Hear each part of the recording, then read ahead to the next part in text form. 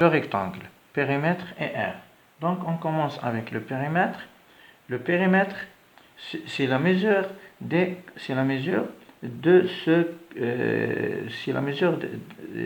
côtés.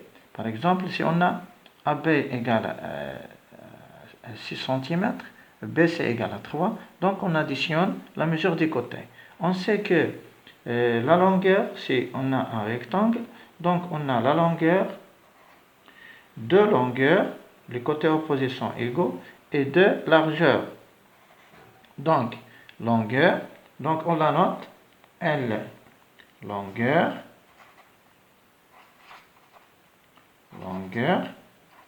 L minuscule, largeur. Donc, la longueur, on a deux longueurs et deux largeurs. Si on veut chercher le périmètre, on la note avec P. Le périmètre, c'est la mesure des côtés. Donc, AB plus BC plus DC plus AD. AB égale à la longueur, c'est L majuscule. BC égale à L minuscule plus LDC, la longueur, plus L minuscule. On conclut que on a, ou bien on constate que on a deux L plus L. L plus L, longueur plus largeur. Donc on note égal à 2 L plus L. Donc le périmètre va être égal. Donc le périmètre égal à 2 fois L plus L. C'est la règle qu'on va utiliser dans le périmètre. Pour la surface, on utilise soit le symbole A ou bien le symbole S. Si on utilise par exemple S, c'est la longueur fois la largeur. Donc la surface, c'est la longueur fois la largeur. S, c'est la surface. On peut utiliser A comme notation.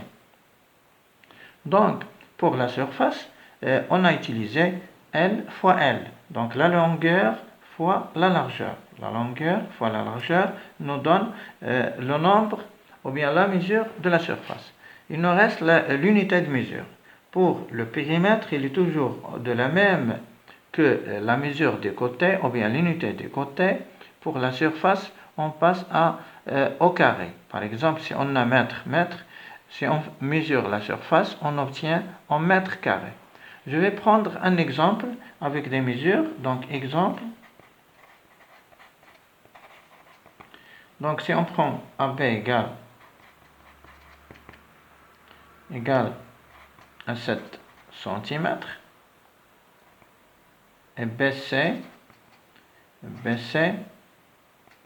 égale à 5 cm. Donc, la longueur égale à 7 et la largeur égale à 5 cm. Pour chercher le périmètre, donc P